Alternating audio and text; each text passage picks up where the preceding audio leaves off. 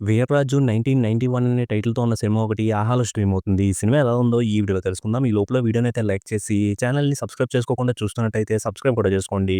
ఈ సినిమాలో కనిపించిన లైన్ అయితే పెద్ద కొత్తదేం కాదు. ఇలాంటి బ్యాక్ డ్రాప్‌లో వచ్చే సినిమాల్లో ఎలాంటి లైన్ అయితే ఉంటదో, అలాంటి లైనే ఈ సినిమాలో కూడా కనిపిస్తది. కానీ ఆ లైన్‌ని ఈ సినిమాలో కొన్ని చోట్ల బాగానే చూపించారనిపించింది.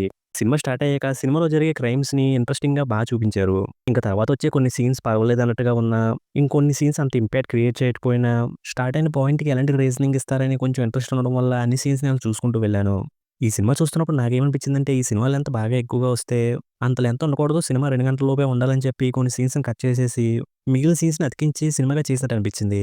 సినిమాలో ఉన్న విలన్ క్యారెక్టర్‌లు రొటీన్‌గానే ఉంటాయి. అలా రొటీన్‌గా ఉన్న క్యారెక్టర్‌లను కూడా చూపించాల్సినంత పవర్‌ఫుల్‌గా చూపించలేదు. వాళ్ళని చూపిస్తున్నప్పుడల్లా ఫన్నీగానే చూపిస్తుంటే అనిపించింది. దానివల్ల ఈ విలన్ క్యారెక్టర్‌లు పవర్‌ఫుల్‌గా అనిపించలేదు. ఇంక సినిమాలో హీరో ఊర్లో ఉండే మనుషుల విషయానికొస్తే, వాళ్ళు విలన్స్ వల్ల ఇబ్బంది పడిపోతున్నారు. హీరోనే వచ్చి కాపాడాలి అనేలాగా సిట్యుయేషన్స్‌ని ఏమి స్ట్రాంగ్‌గా క్రియేట్ చేయలేదు.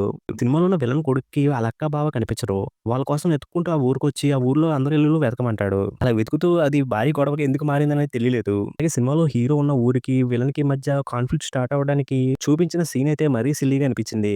హీరో ఉండే ప్లేస్‌లో వరదలొస్తే, ఆ వరదల్లో ఆ ఊరి జనం కోసం పులిహోర ప్యాకెట్లు పంపుతాడు విలన్. వరద బాధితుల కోసం అప్పటికప్పుడు చేసిన ప్యాకెట్లు ఎలా పాడైపోయాయి అనే డౌట్ అయితే వచ్చింది. ఈ సినిమాలో హీరో క్యారెక్టర్‌ని పవర్‌ఫుల్‌గానే చూపిస్తున్నారు అనిపిస్తది గానీ, అంత పవర్‌ఫుల్‌గా ఎలివేట్ అయినట్టయితే అనిపించలేదు. ఒక సినిమాలో ఎమోషన్స్‌ని కూడా అంతగా కనెక్ట్ అయ్యేలాగా ఏం చూపించలేదు.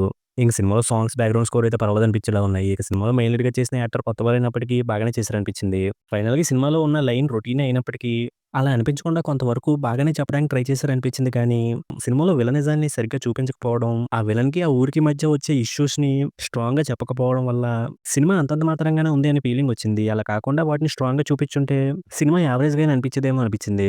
ఇంక ఈ సినిమాకి నేనిస్తున్న రేటింగ్ అయితే 2.25 ఔట్ ఆఫ్ 5. ఇక వీడియోని క్లోజ్ చేసే ముందు వీడియోని లైక్ చేసి, ఛానెల్‌ని సబ్స్క్రైబ్ చేసుకోకుండా చూస్తున్నట్టయితే సబ్స్క్రైబ్ కూడా చేసుకోండి.